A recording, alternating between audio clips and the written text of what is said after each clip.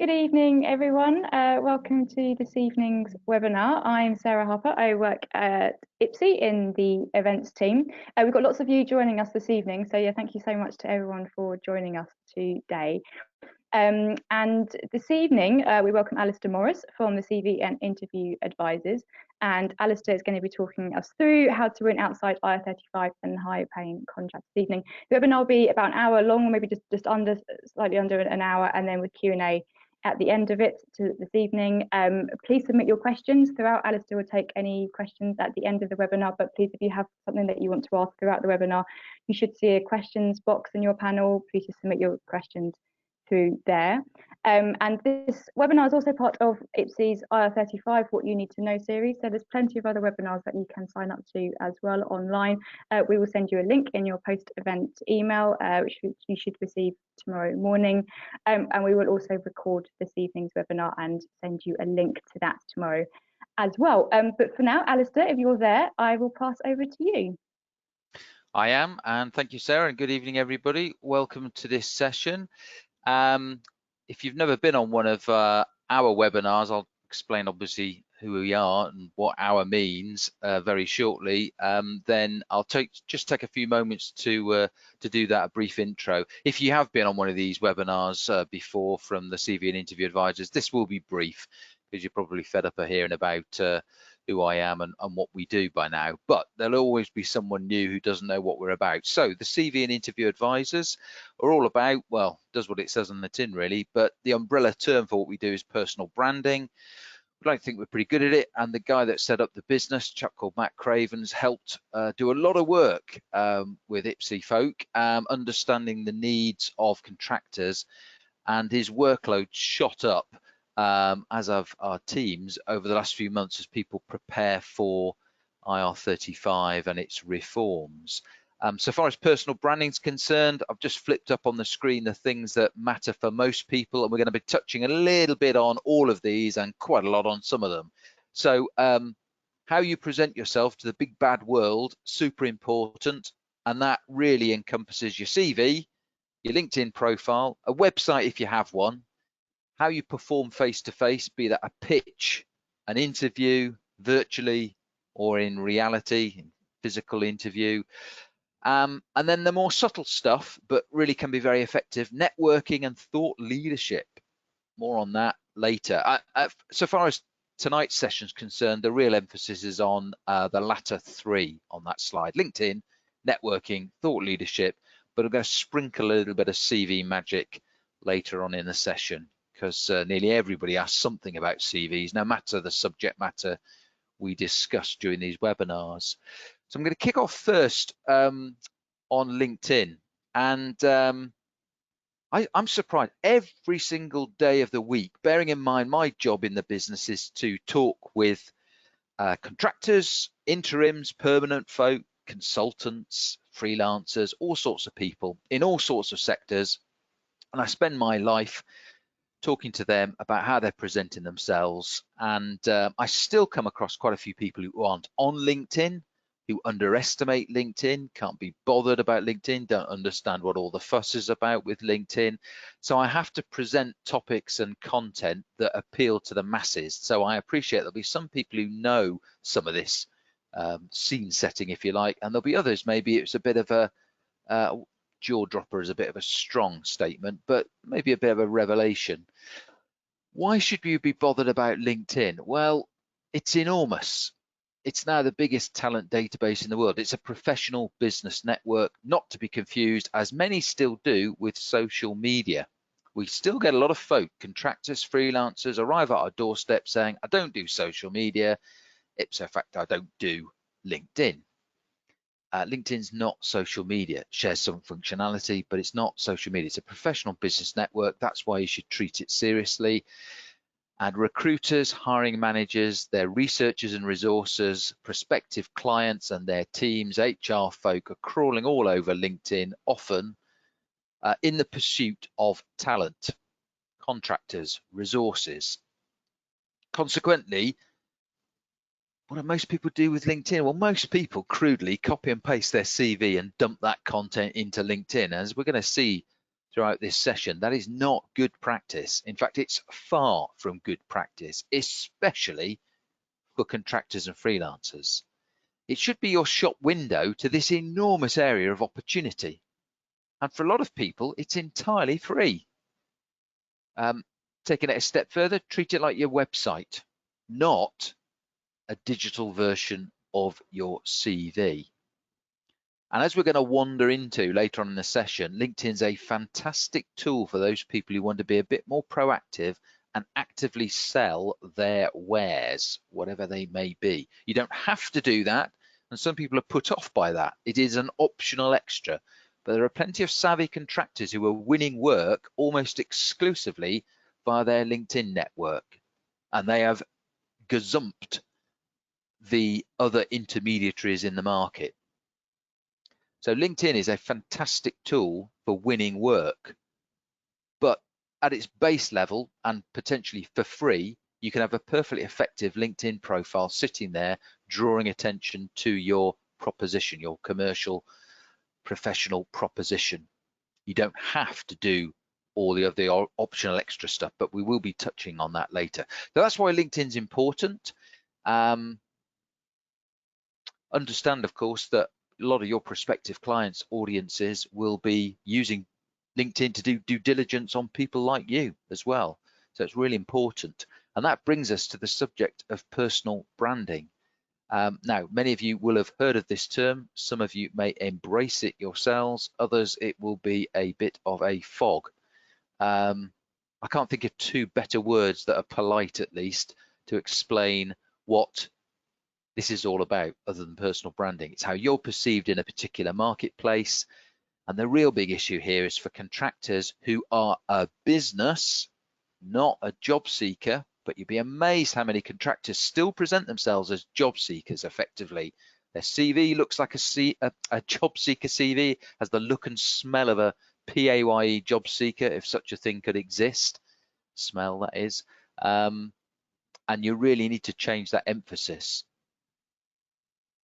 How you position yourself, consequently, really important, and it should be as a business, not as an individual or a job seeker. I would hope, obviously, recruiters, hiring managers, investors, in fact, any audience that you might be interested in targeting or broadcasting your abilities to are more likely to do business with you if you have a strong personal brand or professional footprint. And LinkedIn is a huge contributory factor to that professional footprint. Of course, the organizations that you might be interested in doing work for are also going to have a view on that. They want people who are representing their interest to be representing themselves as individuals in an appropriate manner. So it's not just about you in isolation, it's about people that might be associated with you or that you would be associated with. And if you're interested in positioning yourself as a go-to expert, a go-to person, a leading authority, a trusted advisor, whatever you want to call it. And there'll be some of the audience that maybe are in that position now or aspire to be in that position. How you brand yourself to get to that end point, super important. I will be touching on that towards the end of the session in the thought leadership bit. So personal branding, really important. Whether you like it or not, it's a fact of life. LinkedIn plays a huge role in how people see you. Now, we're going straight into some detail.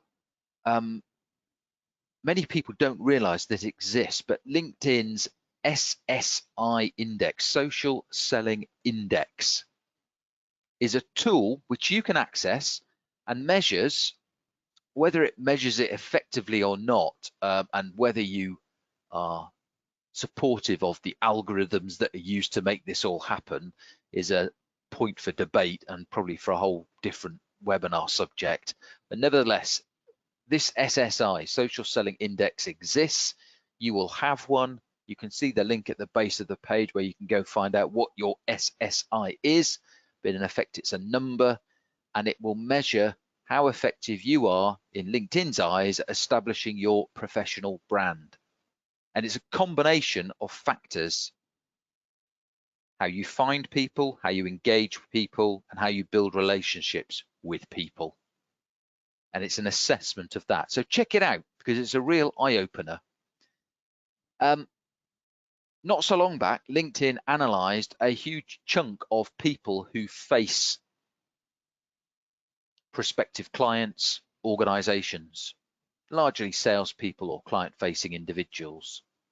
Did a lot of analysis. Bottom line, those with a higher SSI, social selling index, were more successful in terms of getting jobs if they were PAYE, winning work if they were contractors or freelancers. Therefore, it's an important number. And LinkedIn is, of course, a pile of algorithms. It's a bit of a broad statement, but it is ultimately a pile of algorithms. Tweaking the algorithms will influence this SSI and therefore will influence all sorts of other interesting things. So I check it out and keep an eye on it and record it and see changes that you make, potentially changes that we might make to your LinkedIn profile if you ever came knocking on our door for help, what effect it has on your SSI. It all contributes to this concept of you having a professional digital footprint, and the more effective that is, the more your personal brand will be enhanced. Now, in terms of winning work, LinkedIn's a fantastic tool. As I've said, we work with quite a few people who've used LinkedIn to get around the intermediaries that they used to rely on, typically recruiters or specialist organizations or portals that may have matched them to work in the past. This is the argument for considering whether you have a paid for subscription with LinkedIn.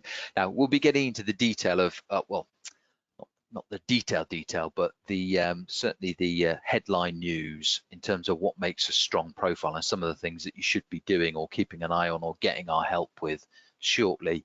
And everything I'm talking about presupposes that you've taken some time to sort out your LinkedIn profile.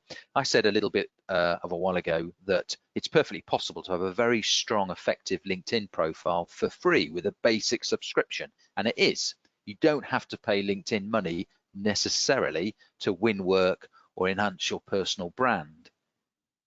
But if you've not got your LinkedIn profile properly sorted, and I mean properly sorted, both in terms of the writing and the content, but also what that content is doing to tweak the various algorithms that exist, all your efforts will either be, worst case, nullified, best case, diluted. Because the profile at its core supports everything an individual does. Now, if you've ever tried applying for an opportunity, expressing an interest in an opportunity via LinkedIn using your LinkedIn profile and been batted back and been unsuccessful at getting through the front door, you'll know that that's, of course, very frustrating.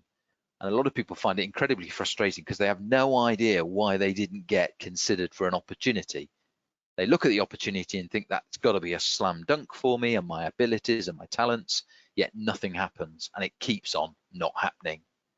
That is indicative of the problem, which is that most people's LinkedIn profiles have been copy and pasted from their CV, and the CV wasn't good in the first place, so you've just got an ineffective LinkedIn profile communicating to the world, diluting your personal brand and hitting the buffers every time you try and get anybody to look at you. Root cause, poor profile, nearly all the time, poor content. So let's imagine for the moment that you've got a strong profile, an effective profile. If you wanted to push yourself a bit more, as I suggested earlier, an optional extra, but to actually use LinkedIn to sell and contact people and build a network proactively for future use, that's normally the key consideration as to why you'd have a paid for subscription. There are various options, but typically Sales Navigator or Business Premium. What these allow you to do, and I'll be showing you very broadly the kind of information you can access using such a tool, is to identify people really clearly. You can do it to some degree with a free profile, a basic profile, but you can really drill down and make LinkedIn sweat if you pay for access to its premium subs. You can use filters, Boolean search. Many of you will know what that means, some of you may not, but it's a bit like if you're very good at using, say, Google, you can incorporate and, then, if, not, stuff like that. You can do that with LinkedIn. You can really drill down and find out the kind of people you'd be interested in, and they will all be there. The beauty of LinkedIn is pretty much anybody that you might be interested in is already there. Once you've identified the people, you can connect with them, of course, and build your network. You can't do it overnight. You can start it overnight, but you can't build a great network overnight. It takes time and effort. But those that have done it, those people that we've followed and tracked and seen what they've done and how they've leveraged their personal brand, it can be remarkably effective. It really does make a huge difference, and eventually gets the work arriving at your doorstep rather than you having to chase and fight everything. So typically what these people are doing is they've identified the kind of right people, the kind of people that would typically be the ones that they'd be interested in working with, engaging with. Send them a message, not that default, I'd like to connect with you on LinkedIn, please, kind of message, which is wholly inappropriate and looks like you couldn't be bothered. Got to be something about them, something that adds value, something that describes what your proposition is. We'll be touching on what that is in a minute, by the way. So it's got to be something bespoke to the individual, the contact. That will allow you to build a relationship with them over time, gaining their trust. You build on that, contribute more, ultimately take the conversation offline, and as we'll come on to later, you may be able to even add some more value by actually giving them thought leadership pieces, bits of information, favors, benchmarking exercise, whatever it may be, tokens, for want of a better word, that will enhance your chances of being top of their list when they need someone to do some work. All of that's possible via LinkedIn, but it does require, firstly, as everything does, a strong profile. Secondly, you having the conscious decision to go out and build your network to leverage this power. I said I'd show you just briefly what one of these premium subs might look like. Now, and I know this particular slide, many people will be reaching for the magnifying glass, spectacles, or screen magnifier, or whatever. I'm going to show you these two separate screenshots separately very shortly. But just to give you some idea, this is Matt, my boss's LinkedIn profile. He's got Sales Navigator on the left-hand slide. Don't need to look at the detail, but basically he's got a whole load of saved searches. So he's spent an awful lot of time thinking about who are the kind of folk that he might like to connect with, who are the kind of folk that are going to be interested in what we do as a business. Don't need to worry what that is at the moment, but in your case, it's whatever you do, whatever you want to be known for. Who are the kind of people that are typically buying that and looking for a resource to support them in that area? Guaranteed you'll find them on LinkedIn. It's not always easy because there's 760 odd million people on LinkedIn. Not all of them have got great profiles. So they're making it hard for you. They're making it hard for themselves. And it does, if nothing else, it will indicate how important a strong profile is, because you need to be found for what you have to offer. And you'd be amazed how many people can't be found. In fact, the biggest problem with most people's LinkedIn profiles is they're invisible. It's really hard to find them, because recruiters and hiring managers will be doing what you're seeing here, obviously live, and I'm just showing you screenshots, but they will be building up networks, knowledge bases, candidate pools, whatever you want, talent pools, whatever you want to call them. They'll have these by the truckload. They will have decided who's important, what's important, and gone on a mission to build up an enormous repository of people with those skills and competencies. They'll have called them names, like on that left-hand slide. And then if you click on one of those areas, you get what's on the right-hand side of the screen. So let's just take a look at that in a little bit more detail and a bit more clearly, hope. So here's Matt's LinkedIn profile. He's basically said down the left-hand side in blue, these are the kind of categories of people that I'm interested in for various purposes. So he's got everything from CV writers, because we need resource to help deliver our services, to HR folk who may have outplacement, second from bottom, by the way, if you're interested, HR folk who have outplacement as a core interest area. Because what we do is targeted at folk that might be interested in outplacement. So we want to be talking with these kind of people. So let's imagine Matt's then clicked on HR outplacement, and then he'll get this kind of screen. Here's all the people that have potentially some interest for us based on a whole series of criteria. Now, on the left-hand side of this slide, you'll see some blue oval kind of shapes: United Kingdom, first degree connections, some numbers of company headcounts, titles. Those are filters. And down the right-hand side, of course, are the people that seem to match those criteria. Now, crudely, this is how recruiters and hiring managers use this system to find people. Some of them will type in keywords. You see top left, Matt's entered some keywords to get started. That will have produced a very large number of people, I would suspect. He's then used the filters to drill down very quickly. I mean, this takes seconds to fine tune the list to a manageable number. And in effect, that's how people are using it to find you, but it's how you can use it to find interesting parties, relevant parties, prospective clients or decision makers. The key here, there's two things really that are important. If you're looking to build your business, your network, this is a fantastic tool to build a network real quick, particularly if you've got some material that you can pump out to gain interest. We'll come on to that later. But it's also, of course, insight in terms of how people might find you. Guaranteed, they will not find you if your profile hasn't been set up to fit with these filters and the way people search. And I would urge you, if you ever get the opportunity post-COVID lockdown or God knows what, to peer over the shoulder of a recruiter or a hiring manager, should you wish to do so, and watch them use these tools. It's fascinating, because then you'll suddenly go, no wonder no one approaches me, no wonder nobody contacts me, or no wonder my mates get lots of interest and I don't, because it'll be a eureka moment as you see how these people are trying to find individuals to filter that 760 odd million database down to 50 people, 100 people, 25 people, whatever it is that they deem to be manageable. And suddenly the penny drops and people think, maybe I need to do something different. Maybe I need to restructure my profile with these things in mind, rather than just dump my CV into LinkedIn and think that that's good enough. It isn't. So it's a fantastic tool. Now, if you then take the relationship a stage further, or wish to, LinkedIn's fantastic. It's got all the information about pretty much all the people that you'd want. So you, of course, can use that to your advantage. You can define, you'll already know, hopefully, who your target audience is. So you can define that pretty clearly. You can jump on LinkedIn. You can narrow down the kind of people who are in that target audience. And if you've got some material, you can pump that out to them en masse.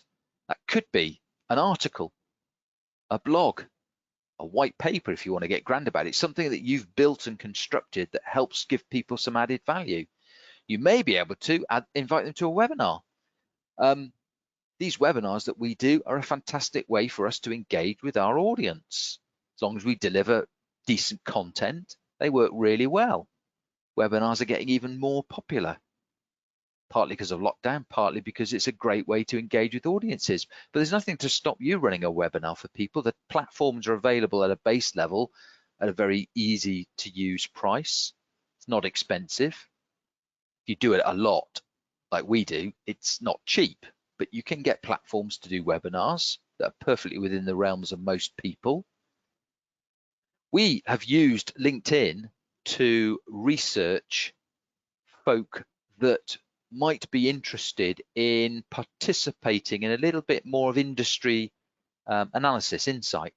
So we've approached certain people, typically those running membership organizations, and then presenting them with some kind of message akin to, look, we're interested to find out more about what makes membership organizations tick, like IPSE. What are the challenges? If you've got members paying a subscription, what do they get? What are their expectations? What are they looking for? Could what we do, talking about CVs, LinkedIn profiles, interview technique, career coaching, etc., could that be useful to your members or not? And if it wasn't, why not? And if it was, what elements would they be interested in? And we've gone out on LinkedIn and said, okay, look, we're doing a survey. We want to gather this information. There's no pressure. There's no selling. We just want to gather information about what membership organizations are looking for because they're part of our audience. People love it. They want to participate.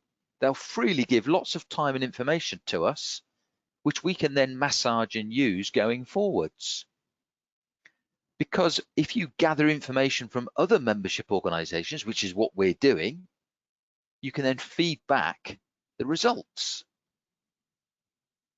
So each member gets a look at the whole pie. Now, maybe there's something you could do of similar value. Maybe you could do some research across lots of individuals, your target audience, and then feed that back to the whole. And people would see that as being very valuable. Once you've built your network, you may have people that you could introduce others to for their benefit. It's these tokens, it's the idea of building a relationship through tokens. But to repeat, this is all null and void if what people come back to at the base level is a profile that doesn't support their expectations of you. So if you've lit the touch paper and then people start visiting your profile and it's not up to spec, everything else will just, it's almost like flushing it down the toilet because people suddenly think, hang on a minute, this is not what I was expecting. This person's invited me to participate in something and I don't see the link. I got excited. I've now seen what this individual's about and it's not impressive. In effect, your personal brand has been diluted and people will vote for their feet and leave. So you've got to make sure that base profile is sorted. So what makes a strong LinkedIn profile? And I'm going to refer to it as the landing page because that's how you should approach it. As I said earlier, a bit like your website, not an electronic version of your CV. So I should just pause here and say, what actually can you do to assess whether your profile is any good or not? And it will vary from person to person, but broadly, if you have a profile, LinkedIn profile, and you are not getting very much interest through it from prospective clients, hiring managers, recruiters, who are serious. By serious, I mean they're wanting to talk with you about things that you are genuinely interested in, that are at the right level, in the right environment. It doesn't matter about time. No one can tell the time thing, really. So, but if you're getting a level of interest, I can't tell you what the right level is because it will vary. But if you're getting, I don't know, enough interest to keep you busy, to make you think, this is great. For free, I'm getting people arrive at my doorstep wanting to quiz me about my services, my proposition. If that's happening a reasonable number of times, happy days. It suggests, firstly, people can find you, of course, and secondly, they like what they see when they land on your profile. Of course, if that's not happening at all, the biggest issue probably is people can't find you. So they're doing that filtering, they're doing the digging into LinkedIn, they're using it as a data mine, trying to find talented people. You may be the most talented person in your environment, but if you've not designed your profile with that in mind, with the algorithms in mind, no one will find you. It'll all be to null and void and very frustrating. So that's the first easy way to assess your profile. If it drums up a level of interest about relevant, interesting opportunities so far as you're concerned, that's a big green tick. And if it isn't, it's a big red cross. And then we get the stuff in the middle, which is what about if you're getting lots of interest, but it's the wrong kind of interest? You're getting folk trying to convince you that you really ought to be going to Glasgow to sell double glazing next Thursday afternoon. Now, of course, unless you do want to do that, that would suggest people can find you, of course, but for the wrong reasons. And again, that points to the content of your profile. Now, what a lot of people do, of course, they blame LinkedIn or they blame the individual that approached them. It's not LinkedIn's problem, by and large. It's only performing tasks based on the data you've submitted. So to be honest, if there's a problem with folk arriving at your doorstep being the wrong type, that's more to do with you partly, and also the level of intelligence of the person doing the searching, and you can't legislate for that. Some people don't know how to use LinkedIn properly. They take a blunderbuss approach rather than a laser guided approach. You can't do anything about them. You can't educate them before they hit the button. All you can do is make sure your profile's as good as it is. So what makes a strong profile? Briefly, these are the important bits. There's a lot we could do. We've done a whole series of webinars on LinkedIn and the detail, but this is the important stuff that will set the scene for everything else that I've mentioned and we'll talk about the remaining few minutes of the webinar. So on the screen, you can see the opening banner image for, again, Matt.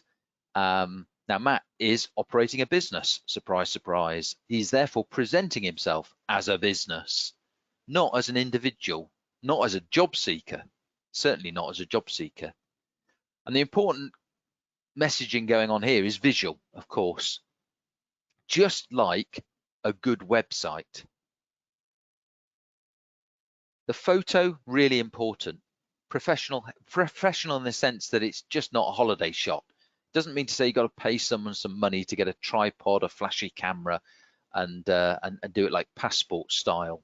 That's not what I'm talking about. What I mean is just it's appropriate for your audience. And really, there's nothing else going on here.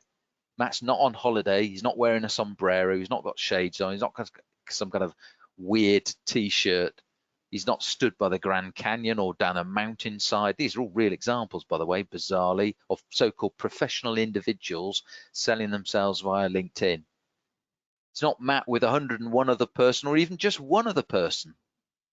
That happens quite a lot. The individual with one of their mates or friends. If it's of the same sex, who on earth owns the profile? Really frustrating. So neutral background, head and shoulders shot, suitable business attire, whatever that is in your industry or sector. Quite a lot of people get rejected. Normally, right at the end of all the hard work, they've gotten onto a short list of individuals. The point at which someone would do some due diligence, normally somebody quite senior, certainly the hiring manager, doing due diligence on the shortlisted individuals for a particular opportunity. If they don't like what they see at this point, reject straight away, particularly if they've got 2 or 3 other individuals in mind. Dead easy, just reject. We don't like how they're presenting themselves to the world. That's not how we present ourselves to the world. Game over, end of story. Tough luck. Really hard to get back from that. Really hard. Second thing going on here is the banner. I wouldn't mind betting a reasonable amount of money that over 66 2/3% of the audience, because I've done the sums on the kind of people I speak with. So 2/3 of the people on this webinar, I wouldn't be surprised, have got a rather anonymous aquamarine rectangle at the top of their LinkedIn profile right now. And you might be thinking, no, it's not, it's blue. If you've not been on your LinkedIn profile since Christmas or looked at it hard enough, you might not have noticed it's shifted color. It used to be a blue rectangle with some weird white lines in it. It's now an aquamarine, bluey, greeny, greyy kind of rectangle for some odd reason. Either way, it's not very sexy or compelling. It's certainly not presenting yourself as a business. And it's a huge area of opportunity to communicate a really nice positive message about you, your offering, and therefore enhancing your personal brand, which is what Matt's doing. LinkedIn's got lots of options within it. You can create your own if you're that way inclined, and if you're not, you can come knock on our door and we'll create one for you for a few quid. Make it count, make the space count. It's IR35 friendly if you're reinforcing your business credentials rather than appearing to be like many other PAYE job seekers.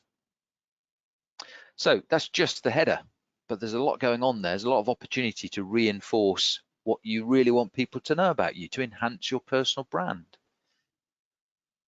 The second of the three critical areas, there being three critical areas, is that piece of text underneath your name. Really important. LinkedIn's headline.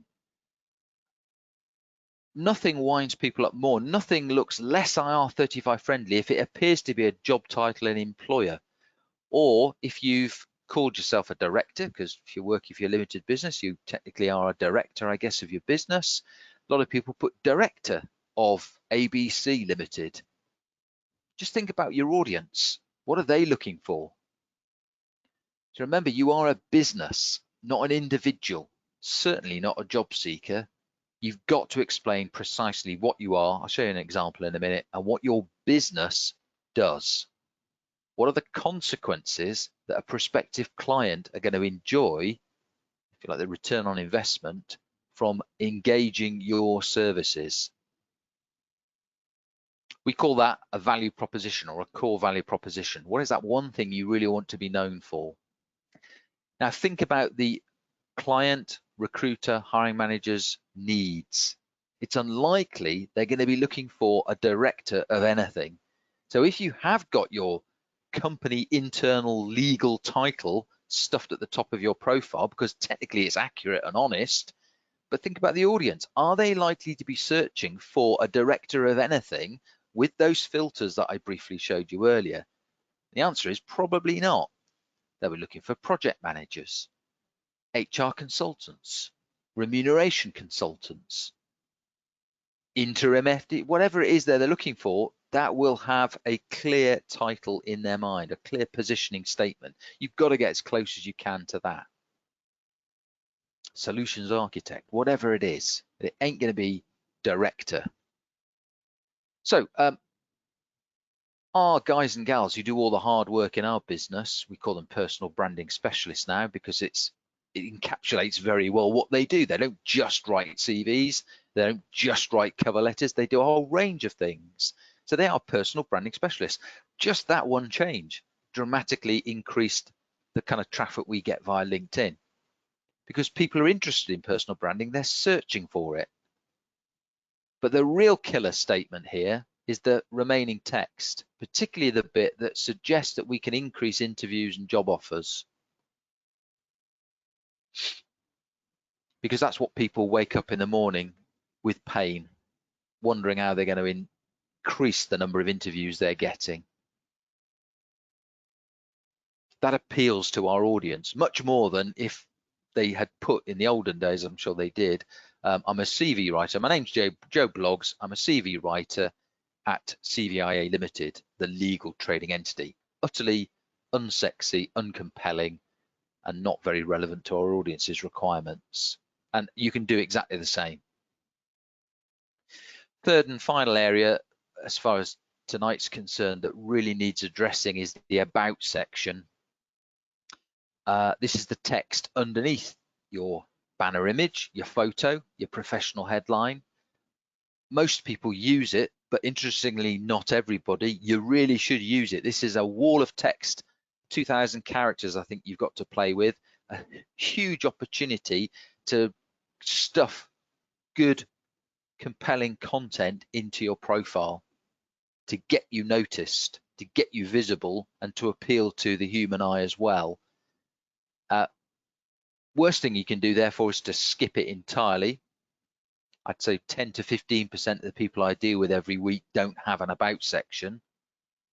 They jump straight into their experience. That's bad.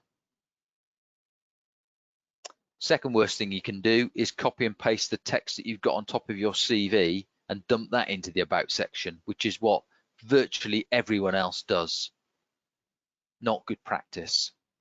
Now, we recommend a little formula, who sees? And I'd ask you not just to remember this for what it is, but also just remember the theory, the concept that we've invented something called who sees. It's going to rear its head in a short while again, out with this context. So who sees? What's that all about? So bear in mind, this About section is an elevator pitch. It's an introductory opportunity. It's a bit like the home page of your website, if you had one, not an electronic version of your CV. So we even write it in a different style from a CV. So when we're working with our clients, we construct their CV or CVs, and we construct their LinkedIn profile. And if you compare the two, quite different. In some cases, radically different. And if you think about it, it has to be the way. If you should be sending a laser-guided missile of a CV that's super specific to each role, which you should, and you can do more than one thing, maybe project manage, business analysis, change management, something like that. So you might have 3 distinctly different CVs to target those 3 areas of interest. Nothing wrong with that. How would you get away with that on LinkedIn? Which CV do you copy? The project management, the BA, the change management, which one goes into LinkedIn? And the answer is, of course, not one CV can go. You have to talk broader. You have to talk about all 3 interests if they're generally areas that you want to target. And there's nothing wrong with that. You just have to take a different approach. So who sees? The who bit is precisely who and what you are. What have you got to offer? And a very precise description of what you've got to offer. Always remember, you might know this, if you land on someone's LinkedIn profile, by default, you only see the first 2 or 3 lines of this text. You don't see the whole about section. You just see the first 2 or 3 lines. You have to click on a see more hyperlink to see more. And if people are just saying, I'm a really enthusiastic, driven, such and such professional, IT professional, no one's interested in that. No one's looking for that. It's very specific what people are looking for. It'll be project manager, change manager, business analyst, solutions architect, HR consultant, remuneration and benefits consultant. It'll be words like that. So those first 2 or 3 lines, super, super critical. The S, the first S in who sees, strengths. What are you good at?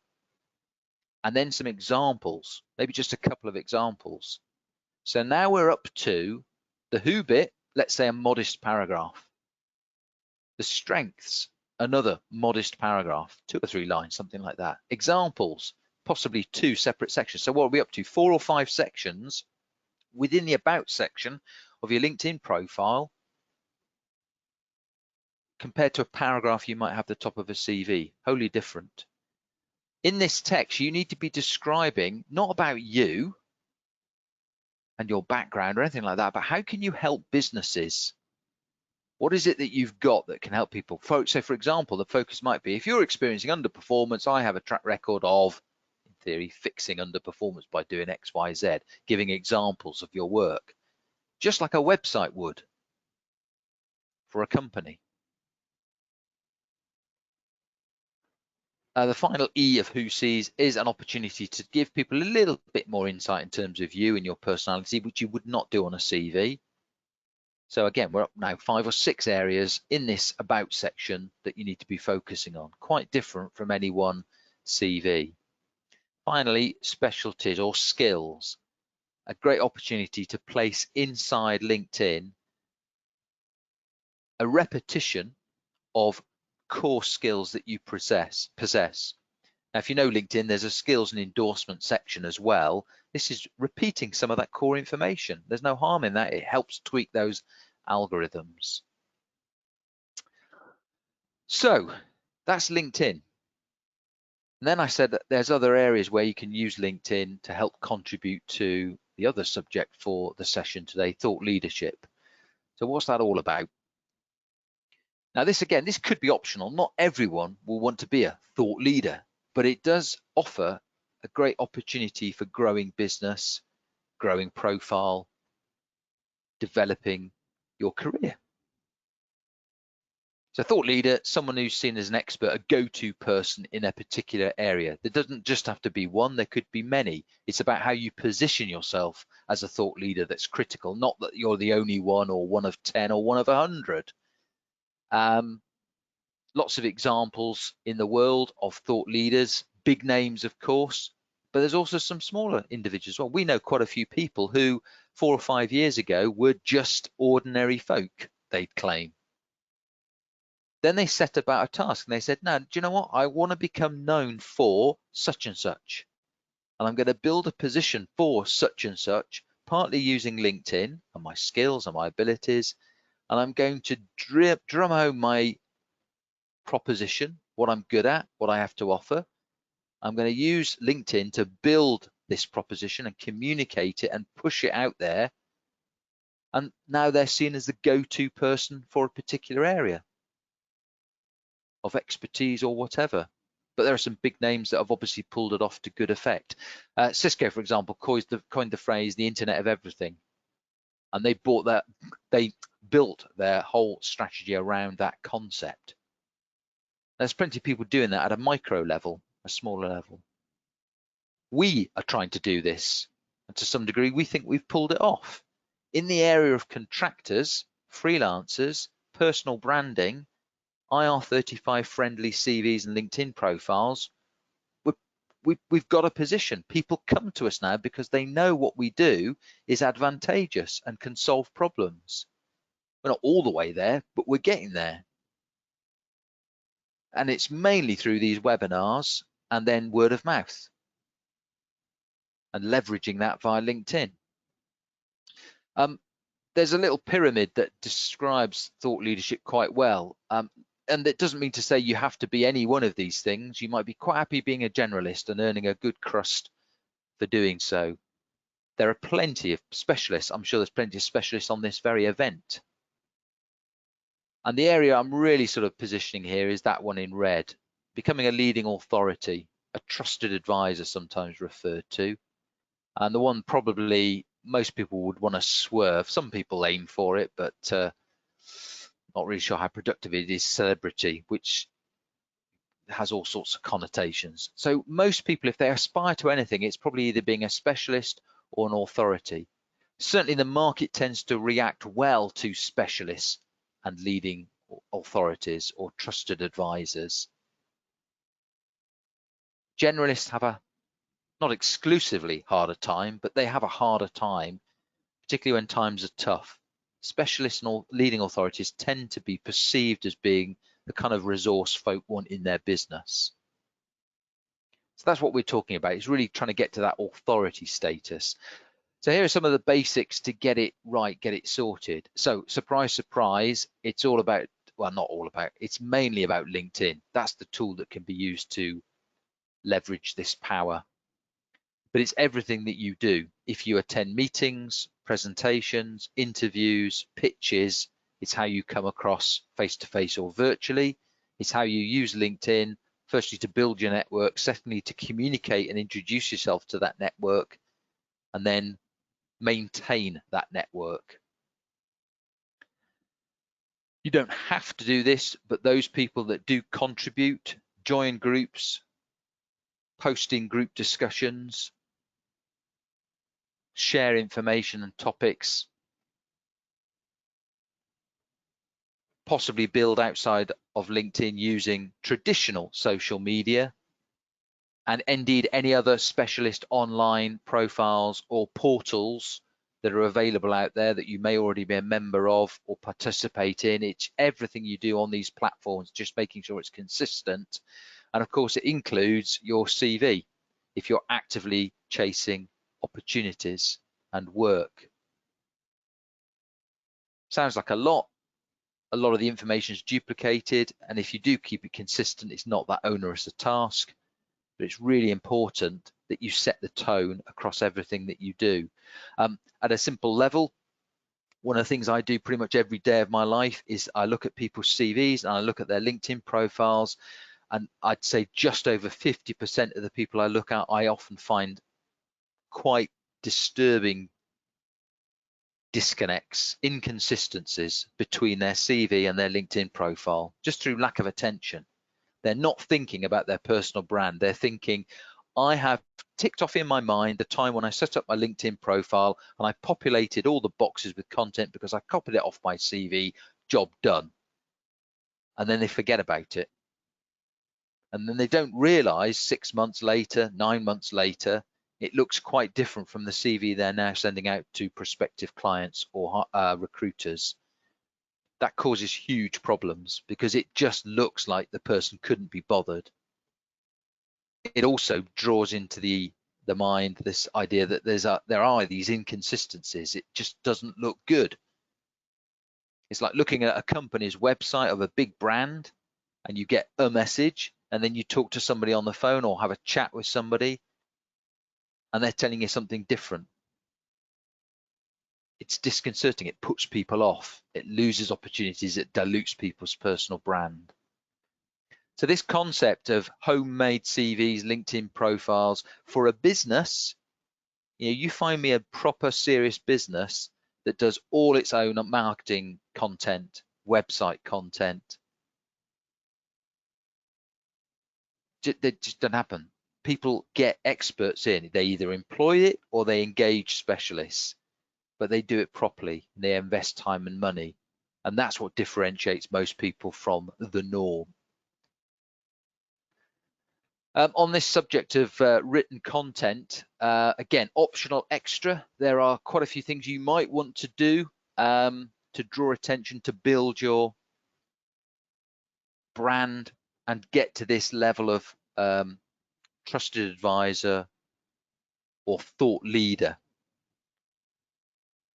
Some folk we've worked with are very active on the blogging front, creating articles that you can publish on LinkedIn and other portals you might be participating in. Quite a few contractors have formed loose or quite firm associates, groups of associates to share expertise and pump that out under some kind of brand. By the way, there's a nice little link there. We don't get any benefit from that, by the way, just in case somebody's wondering, but Matt's just drawing attention to a chap called Marcus Sheridan who's written this really interesting book. Don't have time to get into the detail right now, but if you're interested, click on that link, and it's really interesting on the whole subject of engaging with people and publishing information. You might be able to publish a book. It's really easy to publish a book these days. If you've got particular expertise or knowledge, it might be worth a punt. Some people have done that to great success. And I asked you to remember that who sees technique that I went through just a short while ago when I was talking about LinkedIn. The about section of LinkedIn, use who sees. That's our blueprint. Sounds a bit grand, but it's our intellectual property. We thought it up, we gave it a name. It makes it very easy to communicate. It's our property, it's our concept. Maybe you can do the same thing. Plenty of examples around the world. For those of you who are aware, I think it was Huthwaite invented spin selling, made a fortune out of selling that concept to organizations who wanted to train their salespeople more effectively. We've got who sees. You might have something that you could turn into a blueprint that give a name. So rather than just having a complex set of, I can do this, that, and the other, can you parcel it in a more easy to understand, brandable environment? If that's possible, it makes it much easier to pump out information and get people to remember it. And on this subject of celebrity, there is a positive side to that. You may not be chasing it. It may be the last thing on your mind, but it's a nice little strategy to adopt, or tactic, more accurately. If you can link yourself to other people of authority or potentially celebrity, just the way the human mind works, sycophantism, is quite powerful. So you may have seen this in walks of life. You see someone quoting some famous person, as Winston Churchill once said, blah, blah, blah, blah, blah. And it used in the right way, it can elevate the importance of what the mere mortal claiming or quoting that link has made. Or if you move in certain circles that you know to be appropriate, impactful,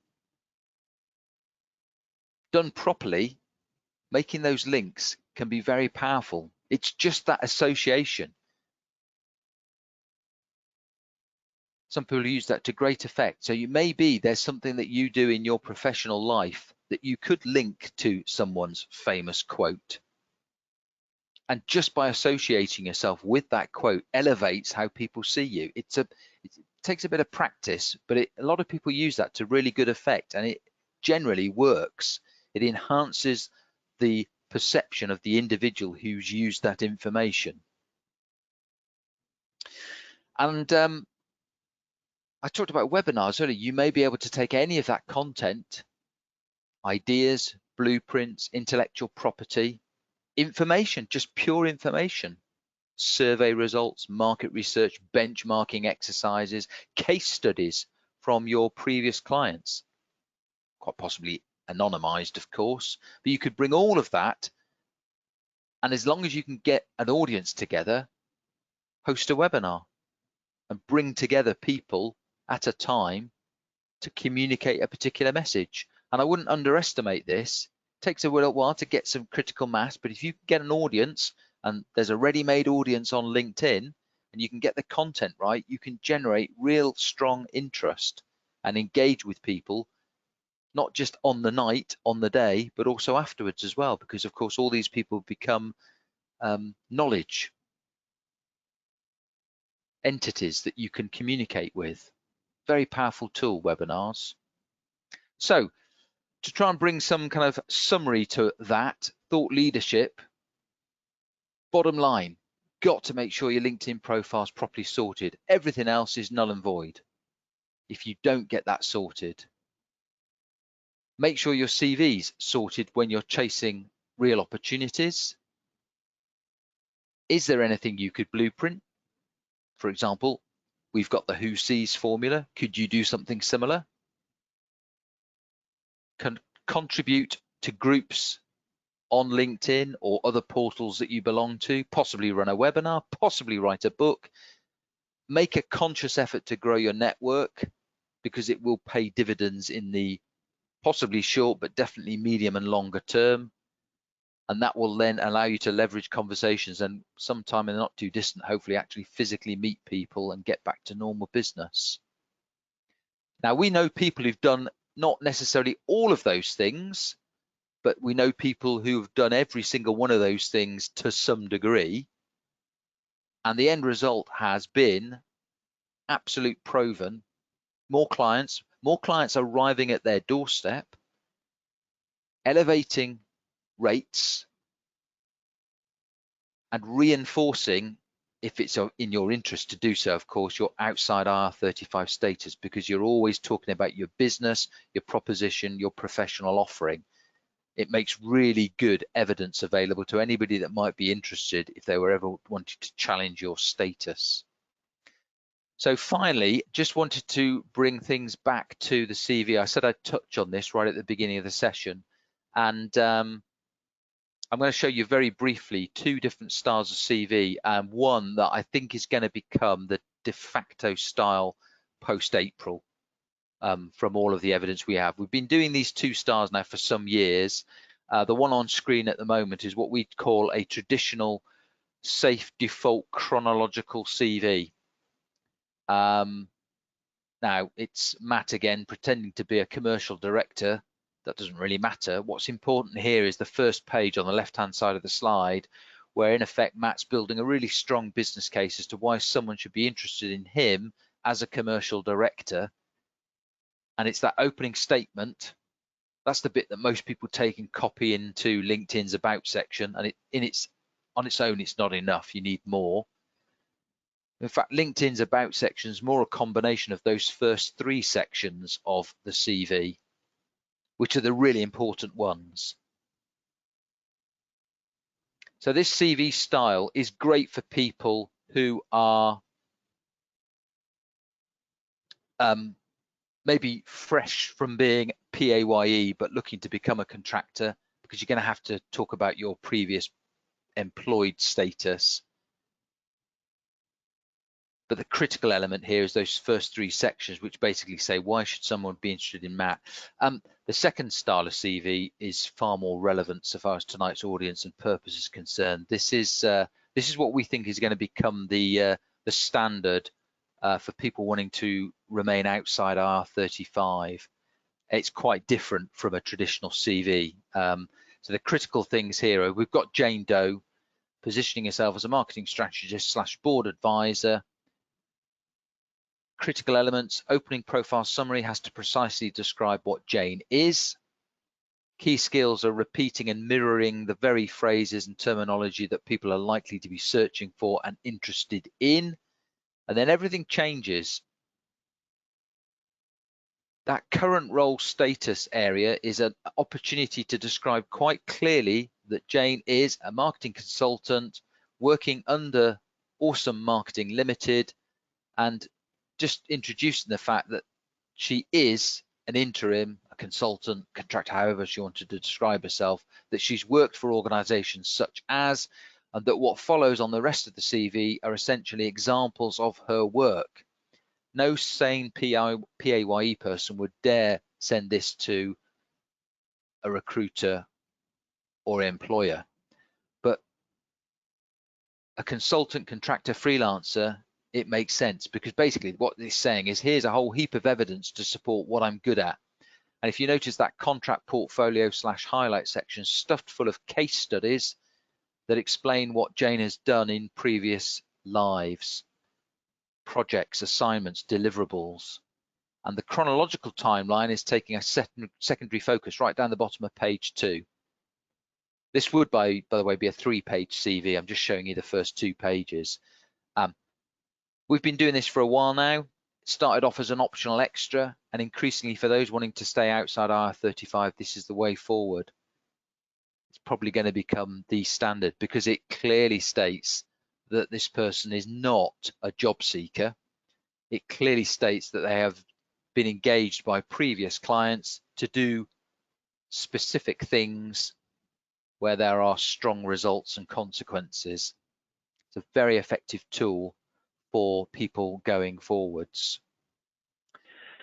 So to conclude, we always wrap up these sessions with some great offers on our services and big discounts for IPSE members. So here are those packages, and then I'll deal with any Q&As, or the A's bit anyway, in response to the Q's. So if you were interested in sorting out your CV and LinkedIn profile at a base level, assuming that you're just heading in one broad direction, we can do that for $299 plus VAT. And that will be obviously positioning yourself, unless you tell us otherwise, as a contractor going forwards. And we'll have a discussion with the style of CV and what have you, but that will be the base package, pointing you in one direction. If you've got a bit more experience under your belt, or you might need to position yourself to 2 or 3 different types of role, you're going to need more content to be able to tweak the CV to point in different directions. All of that content can be on your LinkedIn profile. Again, different. LinkedIn CV, different. Big discount on that. And then finally, for those people who may want both styles of those CVs, the contractor style one, the case study one, plus the chronological one, we do a big discount on that too. And that's for where you may be dealing with clients in, particularly anybody targeting the financial services sector. I would say you have to stick with, for the time being, that chronological style CV. Everyone outside of financial services are more receptive to the case study style CV. But we can write both if required, depending on who your audiences are. Those offers reside at a URL, which you can see on the screen. And I believe Sarah will be emailing this out tomorrow at some stage from IPSE, with a link to a recording of this session. And I will also dump the URL into the chat room. So if anybody's particularly keen on accessing the offers, they can do so. The way it works is that we have a team of, obviously you've seen, personal branding specialists. We'll match you up with the right person, and they will then be in contact with you, and they will work with you over telephone, Zoom or Skype, taking whatever time it takes to extract the raw data we need from you, redesign your CV and LinkedIn profile, and then refine that after the draft process so that you've got a good set of marketing collateral to go forward with. If you require specialist bespoke packages, we can tweak pretty much anything. So if there's anybody thinking, I just want my LinkedIn profile sorted, we can do that. If you want more content to tackle more audiences, we can do that. So we need to have a conversation offline about that if that were of interest. The offers run for just under a week, so through till next Monday. And we operate on a first come, first served basis. We get an order, we allocate it, we move on to the next one. There's a code. I've completely lost the plot. I can't remember what that weird graphic is down the bottom left, bottom right of the screen. But if you can take an image of that using your webcam, your smartphone camera or whatever, that leads you to a survey where you can express an opinion of the content of this webinar. If during the Q&A session I can remember what that was called, I'll refer to it as QR code.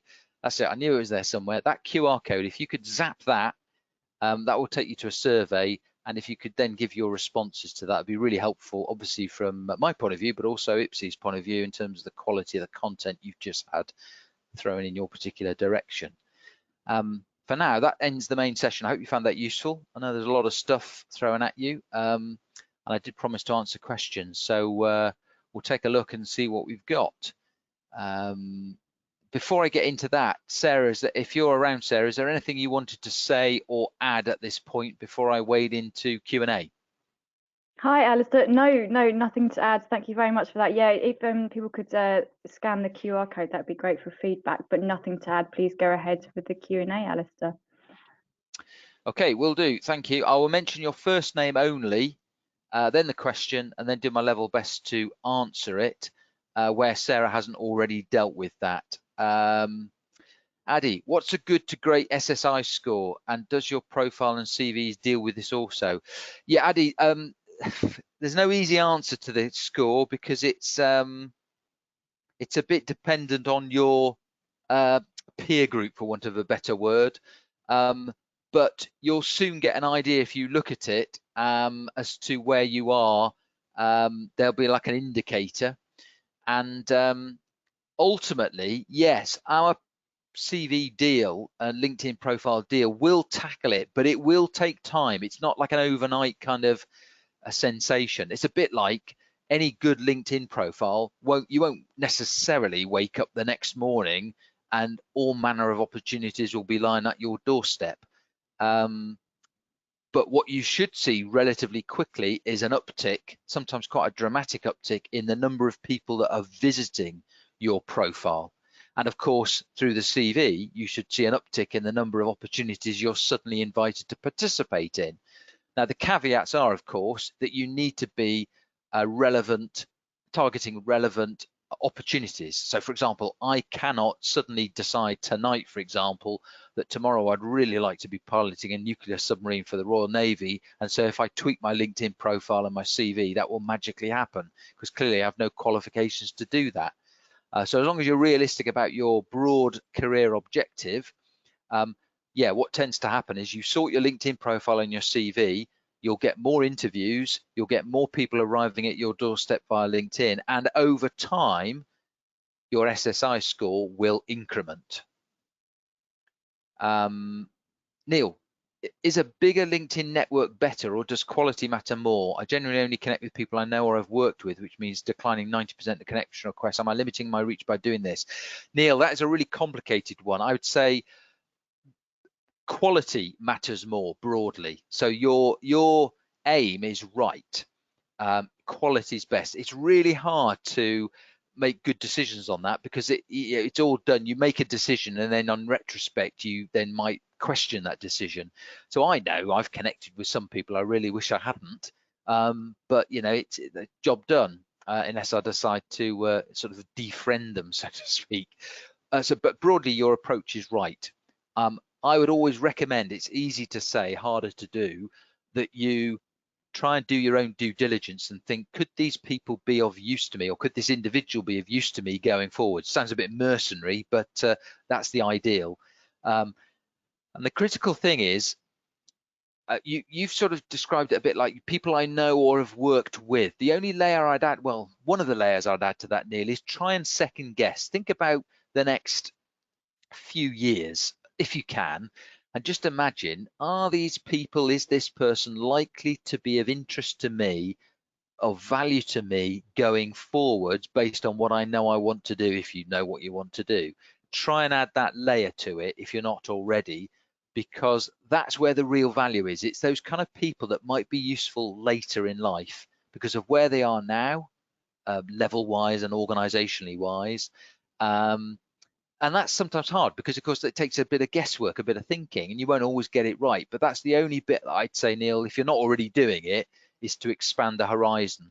I certainly wouldn't encourage you to click with anything that moves to drive that number up and up and up, which some people seem to do, because there are algorithms that will spot that. And of course, the human eye will eventually spot it. Savvy recruiters and hiring managers, aren't impressed by someone who's got 500 plus connections and on further detailed analysis, it's Aunt Maud's, Uncle Joe's, who are all sort of well past their retirement days, who just think you deserve a good opportunity, but they'll get flushed out eventually.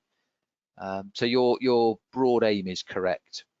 Michael, when you upgrade the quality of your profile, will that be updated on the records of those that have searched and maybe discounted you earlier? How best to reach their eye? That's a good question. That they are someone that they need to know about, or has the opportunity gone? That is a really good question, Michael. And there's, again, two sides to this, because although there's the profile, there's if you were to also improve your CV, what would happen then? So the profile first, it depends a little bit on where you appear and whether anybody's done some due diligence on you in the past and maybe thought, oh, do you know what, we'll literally save Michael for later. And you may be on someone's radar. And if they've created, like I briefly showed you today, a list, and you're in it, and you then subsequently, and you're in it because of what your profile stage A was, and then you change it to stage B, if they then come back to you, of course, they're going to see the new you, and that will then work its magic. So it's not so much about bringing to their attention necessarily the fact that you've changed, but if you've been tucked away for future reference, yeah, if you do some good, that will be recognized the next time they land on your profile. What it also may do is that people will have, if they've not saved you, what they may have done is created some kind of process which looks for people like you from time to time. And it's quite possible that if you've enhanced your profile between the time they've searched for their favored kind of individual, that in previous examples of their work, you wouldn't have appeared. And if you have enhanced your profile, the next time they run that search, you might appear. So it's quite complicated again. There are all sorts of ways doing something good to your profile can benefit you in the future, but it's not quite as clean cut as anybody that ever was interested in you will automatically see that you've improved your proposition, so to speak. It's not quite that sophisticated. The other side, Michael, I said I'd touch on is your CV, and same rules apply to some degree. If you've had say an okay CV and someone's got it on file, or you've linked that CV somewhere and it's residing on a database, if you can remove that and replace it with a more effective CV, then all of a sudden you may become visible to more people, simply because when they next do a search in their database, and most recruiters will have giant databases stuffed full of information, as well as access to LinkedIn, as well as access to all the job boards. If you've tweaked the CV, it will work better wherever it's sat, be that a job board, a database, or wherever. So there are some things you can do to rescue the situation. Ash, if you take a break from working for a long period, for example, 6 months, would it be best to state this on your LinkedIn profile so people don't think you were just finding it difficult to land a contract? Yeah, it depends a little bit, Ash. The devil's always in the detail. What we recommend people do is, yes, broadly be honest, depending on what that honesty is, I guess. So you really need to know what's been going on. But broadly, yeah, rather than having a gap which is unexplained, which people tend to look at negatively, I would choose normally to explain what you've been up to. Now, you'd hope, it's not always evidence, but you'd hope if you're a contractor or a freelancer, you deciding when you work and when you don't, yeah, that people would be understanding of that. And some people are, but some people seem to insist on having a seamless set of contracts, even for folk who are, make it their own business to decide when they work and when they don't work, which is hugely frustrating for some folk. So Ash, broadly, I'd be tempted to explain it, but before I got anywhere near to doing that, I'd make sure the rest of the profile, the bit that most people look at first, is sorted. So the banner image, the photo, the professional headline, the about section, those are all well engineered and properly authored before anyone gets near to the experience section, which is where that information is going to become obvious. Oh, Alan's left the building, but I'm going to read what he said because it's nice. Very good presentation. Absolutely nailed the issues with my LinkedIn profile. What do you think is the best way to build thought leadership, e.g. a blog? Well, Alan's left, so I'm not going to answer that, but anyway, it's made me feel better.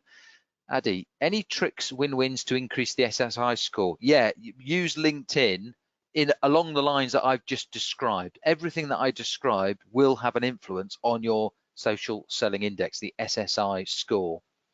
I wouldn't get overly wound up about that. I wouldn't. It's a very sophisticated version of LinkedIn, and it's not quite true. But by massaging your SSI score, it will help, but don't go chasing that. It's a bit like connections. Don't chase connections for the sake of it. Make sure the profile at its core is a good profile, presenting you in a good light. That's much more important than chasing the SSI score. So I'd put the effort there. But if you do some of, if not all of everything that I've discussed this evening, that will influence it over time. Anne, I have my own HR consulting business, which I only set up 5 months ago and therefore looking for new clients. Can you give advice on how specifically via my LinkedIn profile I can get potential clients know I am open to working with them? Yeah, Anne, make sure that profile is all about your business. I'm assuming, Anne, I don't know, but I'm sort of hoping that you're doing this because you've had some previous experience in that field and that you can leverage that.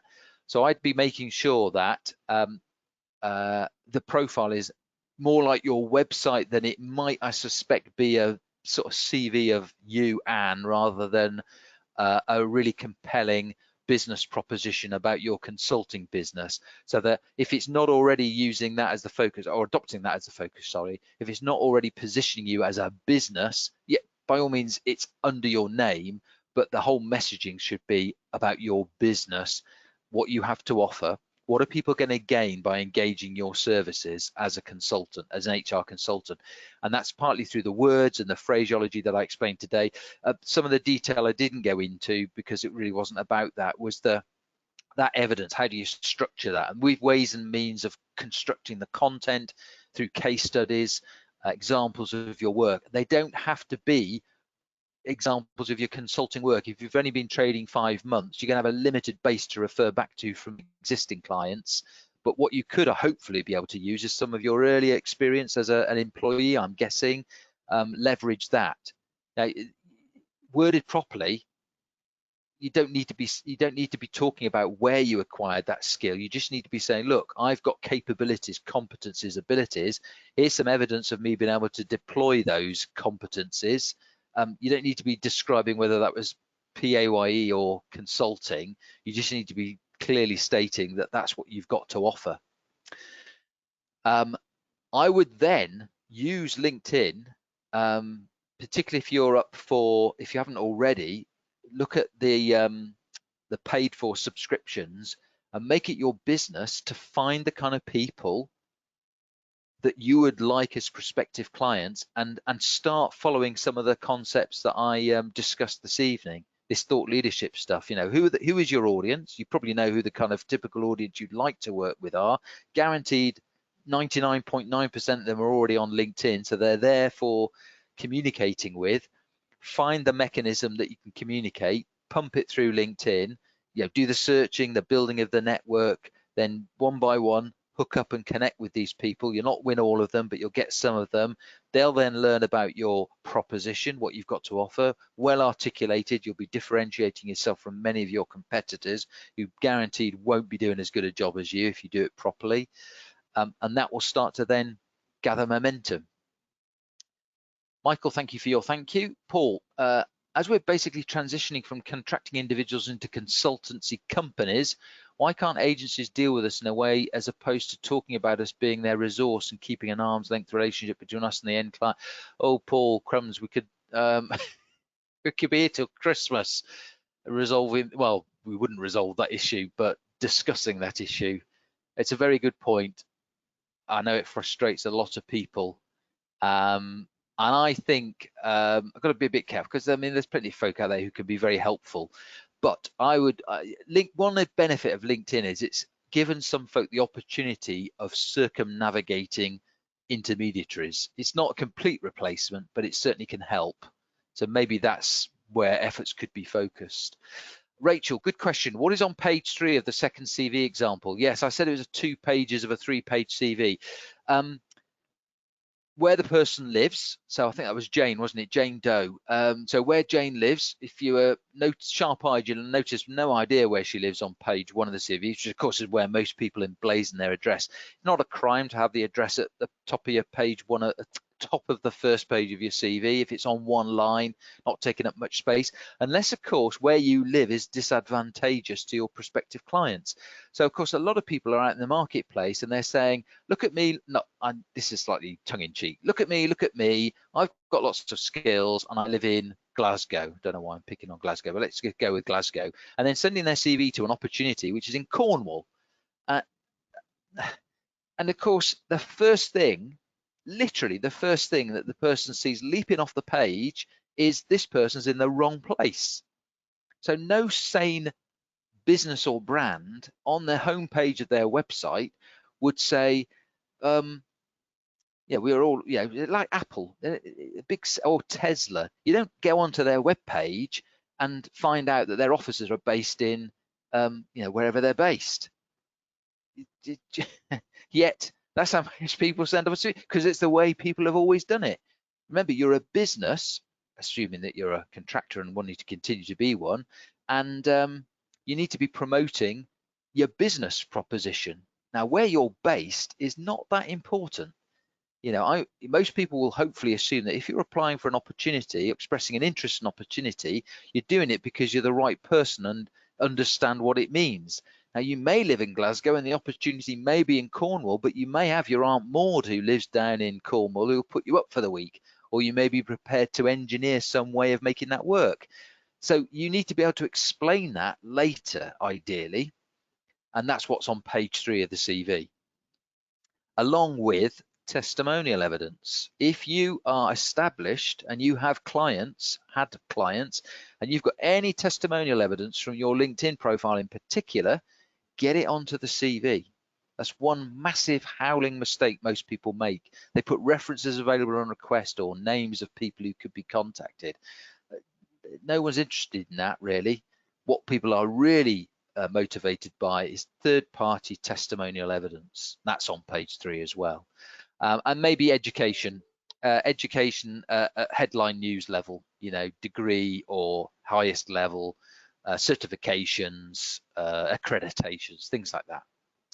Michael, but if the client determines they want you on the payroll, then if you want them work money. But if the client determines they want you on the payroll, then if you want the work money. Michael, sorry, it's late. I've lost the plot. I'm not sure where that was heading, so apologies. Julia, as part of one of these packages, do you also help to pull together a NED CV and also reflect this in the LinkedIn profile? Julia, yes.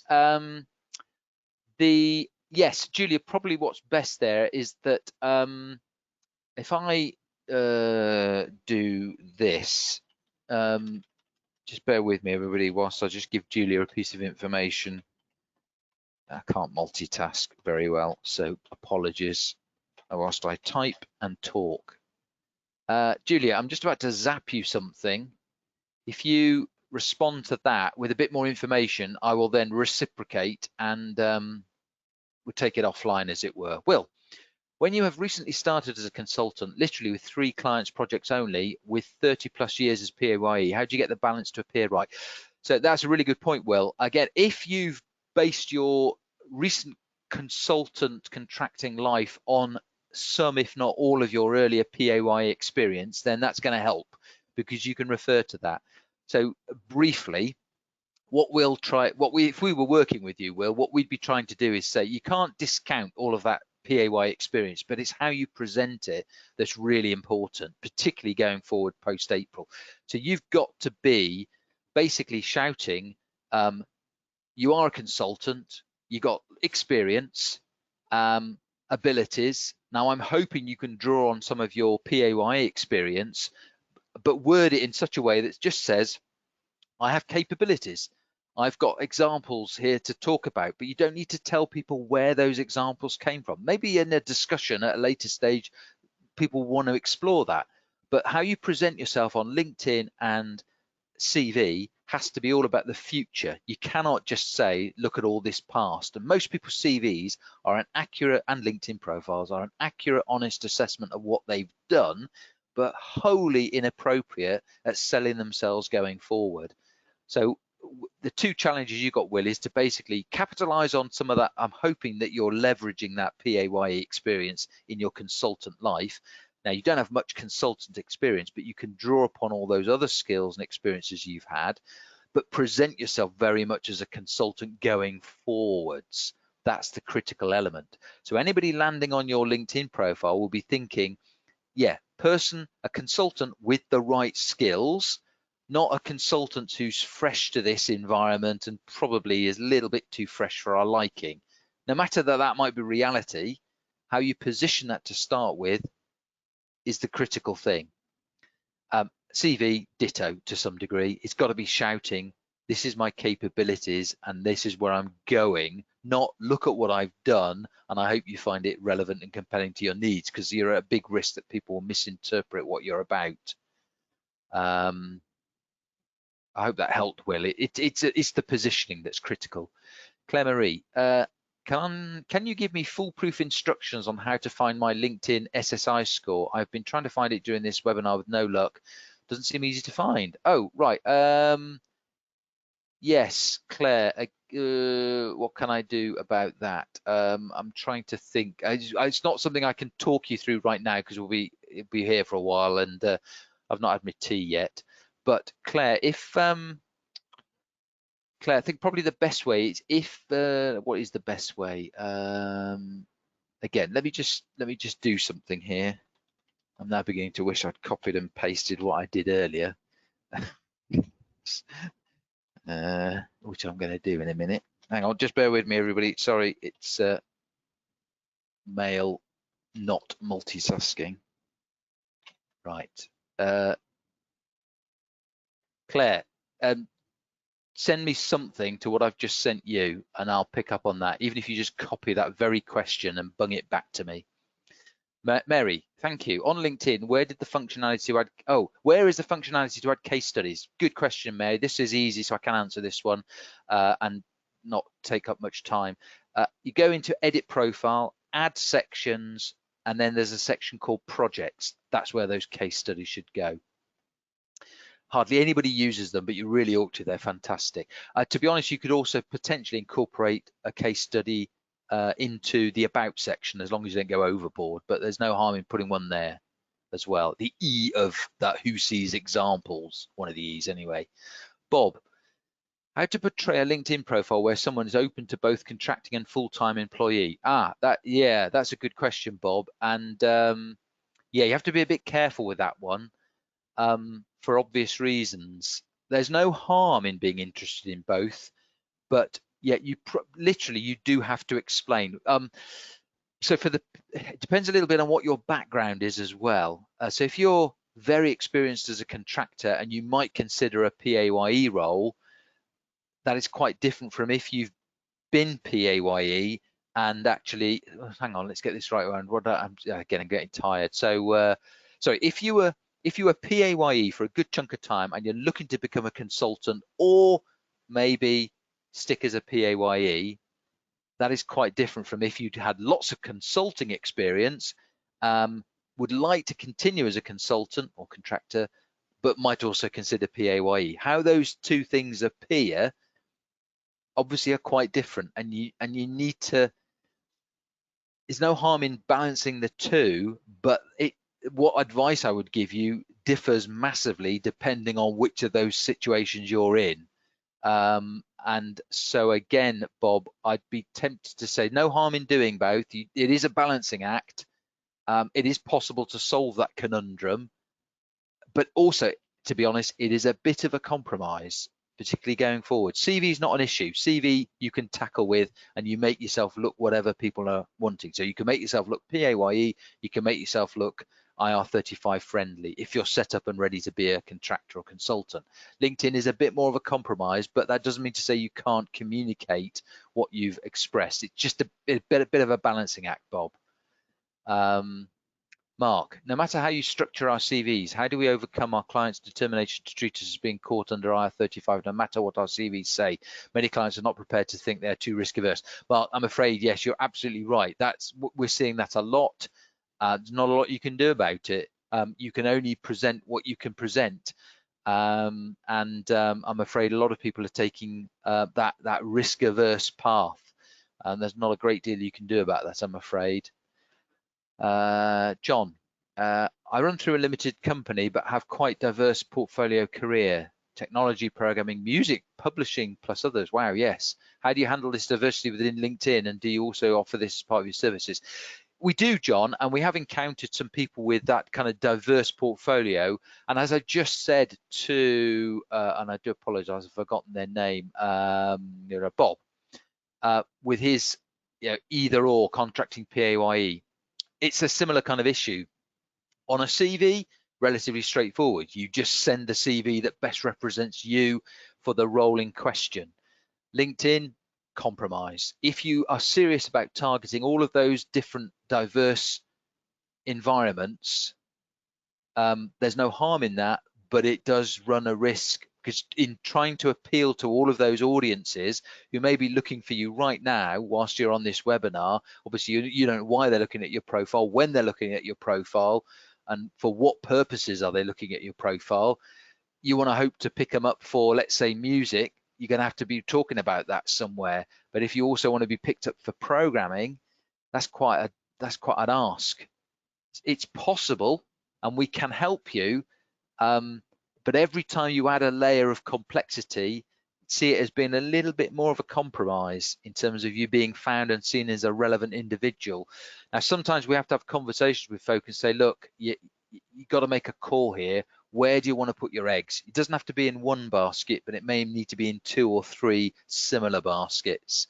And do you really need to be talking about, for example, music or publishing as well as technology and programming, for example, John? So it's part of our discussion. I don't want to make you, depress you by saying, oh, John, you're just trying to stretch it too far. But there is a point at which we'd need to have that discussion about how much of a compromise and might need a bit of thinking. Neil. I've not been in the UK for many years, hence I came across IR35. In one line, I would appreciate if you could share some light. Right, literally, Neil, if you mean this kind of, so the IR, but firstly, the best thing to do is probably have a conversation with someone at IPSE, or take a look at their website, because there's a whole heap of resources there on IR35. But in a nutshell, it's how you're seen by prospective clients so far as HMRC is concerned, and whether you could be perceived to be engaged by a company as a proper consultant or contractor, or are the client company looking to try and pay you via means that HMRC aren't appreciative of. That's not the best explanation, but it's to do with all the payments that you get in the remuneration, and whether you are technically an employee of the business or a proper consultant. And it's that differentiation. What is the definition of someone on the left or the right of that divide? It's all to do with that. That's the best I can explain it right now. But take a look on IPSE's website, and it will go into all the details and then some. Bill, should you let everyone on LinkedIn see your connections? Yeah, Bill, it depends a little bit on your overall strategy. I mean, there's no harm unless you know there's to be harm. So it's a bit hard to answer. So it's a judgment call, Bill. Anne, yes, I have. Oh, yes, Anne, I remember. So 25 years HR, which is great, Anne. So I would be leveraging lots of examples of your work and framing those examples of your work as if they were projects. You wouldn't be describing them as projects outright. You wouldn't be trying to say, look at me, I've been a consultant for this, that I'm not trying to, you shouldn't be deceiving people, and I'm sure you'd not want to, but how you write about your experience, really important, and you can position yourself quite differently. Now, often it does take a third, but not wanting to big up what we can do, but also bigging up what we can do, Anne. When we have conversations with people, often with that amount of experience, Anne, of course, you'll see it quite understandably from a point of view. And I wouldn't want to put words or thoughts into your mind, but often we find people with that amount of experience in a field, as a PAYE person, it's really hard to think unlike a PAYE person. So this concept of some person down a webinar line, me, saying, oh, you could package this slightly differently, may seem a bit alien to you and a bit weird. And can I really do that? And I promise you can, without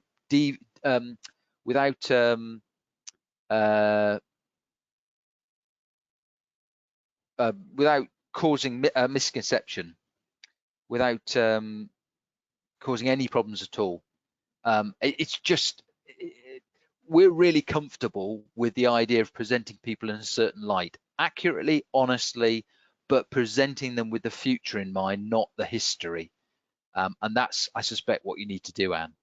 And we would be able to help you with that as well if you needed the help. Patrick, what's the value of LinkedIn recommendations and less so endorsements? Interestingly, I wouldn't dismiss endorsements, Patrick, unless you just mean you're really interested in recommendations. So the value of LinkedIn recommendations is, of course, if you're running a business and you're purporting any level of expertise or ability, and crudely, I don't mean you're doing this, Patrick, but you're bigging yourself up to your prospective clients. And like any other individual, you included, most people on this webinar, go to a website thinking, right, okay, this is a company, it's purporting to do X, Y, and Z for me, potentially. Where are the examples of this having worked in the past? You're going to be looking for case studies, testimonial evidence, and that will influence your decision. So, of course, if someone arrives at your LinkedIn profile and it's on the back of some promotion, presentation, pitch, and then there's no recommendations from anybody in the past, audiences are a bit suspect of that. Probably rightly so. It depends how you've positioned yourself.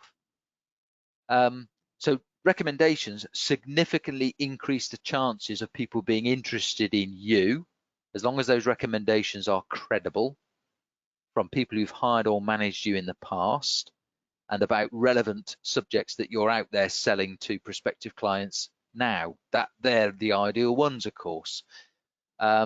Endorsements are also really important, because if people endorse you for skills that you believe you have, that you've claimed to have on LinkedIn, and a third party is endorsing you for those skills, one of the algorithms lurking behind LinkedIn is looking at that, and it's saying, okay, Patrick's been endorsed for a skill which his audiences are interested in, and more importantly, the person endorsing him for that skill shares the skill. Therefore, we deem that to be credible, because if they share the skill and are prepared to endorse Patrick for the same skill, that must carry more weight than Patrick's Aunt Maud, who's endorsed him for the skill because Patrick rang her up one day and said, please, Aunt Maud, would you endorse me for this skill? And if she were on LinkedIn, the algorithm would be looking at that and saying, that doesn't work. Aunt Maud is not credible. Now, I don't want to be dismissive to your Aunt Maud, Patrick, if she exists. But what I mean to say by that is that, of course, it's all about relevance. Now, the algorithms, you could argue, are flawed, and I'm sure some of them are, but they're there and they do those things. So you play those cards to best effect. Helen, thank you, very interesting. Thank you, Helen. Peter, great talk, thanks. Do you think the market is ready to understand why we are presenting ourselves differently, e.g. the contractor CV, that they may not be used to? Good question, Peter, come back to that in a minute. We know they aren't all fully up to speed on IR35, correct? Or do you think there is a period of educating clients that we just need to accept? Bit of both, Peter, to be honest. You're absolutely right. I'm sure there are some people out there who would find, and that's why up until of late, that slightly different form of CV I showed you, we were having a chat about this today, actually. We were a bit sort of optional extra, if you like, have a think about it, consider this. And I'm sure that will remain true for a period of time. There'll be some people who rail against it. And as I said earlier in the session, people in financial services, although they're one of the areas where I've clamped really hard down on this contractor. So a lot of financial services people aren't having contractors, full stop. They're amongst one of the more popular audiences for saying, do you know what, this is still too much grief or policy decision, we ain't having any contractors. But they never responded well to that style of CV, partly because their processes and portals, which recruiters had to stuff full of information from contractors, didn't like them. It was difficult. So we said steer clear of them in that environment. So there will be a period of transition, I think, Peter, absolutely right, which is why we offer both options, and therefore people can make a decision. And so for a lot of our clients, we're saying, look, consider having both the traditional chronological CV, but also the more innovative one, because you're going to find people who react well to that, or where if they're already pushing you to say, look, can you confirm your status, Peter? Is there anything you can give us that's just going to help make this easier? You can push them in that direction and say, well, what's easier than a CV that no sane PAYE person would go near with a barge pole? But you're right, it's not perfect. It's not going to change overnight. Dean. Oh, Dean has posted the link. I think the person who asked it. So Dean, thank you for that link that you sent through, which takes people to SSI, and ditto Bill. And I'll deal with the person who needed to find out that information. And also Jeremy, answer for Claire. So if Claire, if you're still on, sign into LinkedIn on OneWin. Jeremy's taking the time to figure this one out actually it's an easy way to explain it. I'm just reading through it to see. Yeah, so Claire, sign into LinkedIn on one window, open another window, search LinkedIn SSI index, click what comes up in search, and it will pop straight up with your score. So there you go. Thank you, Jeremy. Helen, should I set up two profiles, one for my business and one for me as an individual? Helen, that's a good point. You could do. It depends a little bit on whether your business has got a different name. It's not like I was going to always mess. I'm not quite tired enough to have fallen. I almost fell into the trap of reading your full name then, Helen, as an example of your business. So if it's not your name limited or your name associates or whatever, then yeah, that's a good point. And if you think at any stage in the future you may have people working with you, not necessarily as employees but as associates, whatever, you might choose to have a business profile for literally your business, and it just focuses on that, and then you hang off that as someone working for the business, and then other people could hang off it in the future. So that would be possible. So that's one option. So yeah, you could have two, even if it were just you and you only think it's ever going to be you could do that. And a little bit depends on how you're going to push it, and whether you want whether you want people to know you by your name and really drive that Helen bit onwards, or whether you want to push the business name. So there may be a bit of just a thought process going on there. And that, sorry, Helen, you just clarified something. Yes, sorry. Yeah, so I answered that. Colin, And we're almost at the end, by the way, in case anybody's really, when will this come to an end? We are almost at the end, but I just wanted to answer everybody's questions. Colin, so now IR35 is in the private sector. Do you advise the types of clients who would be best to target, like size of business, type of business, like defence, government, LinkedIn, or should we try and focus private companies not in the defence sector?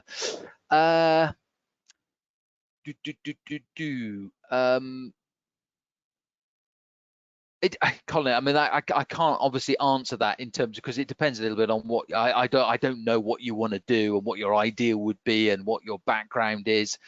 But I suppose if I've interpreted that properly, you could crudely say, although it's probably good, is follow the money and point yourself and go and target the people where you think it's likely to be most productive with least resistance. That would be the simplest answer, and I don't know whether that suffices or not, because I'm not really qualified to give you detailed advice on where you should go ply your trade.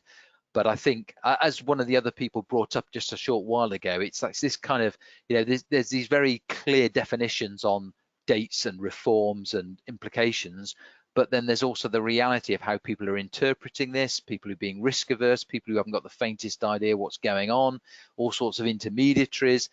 And so, as ever, like with recessions, pandemics, and God knows what, the people that seem to just duck and weave are the ones that tend to do okay. And so if that's of any assistance whatsoever, I duck and weave. And if you know your market reasonably well, it sounds like you probably do, I'd go chase where you think those opportunities are. And when you find some resistance, switch tack until you find least resistance. I don't know if that's any help, but that's what I'd do. Paul, the dual business personal connection, do you do a product for that? Yes, Paul, we do. Let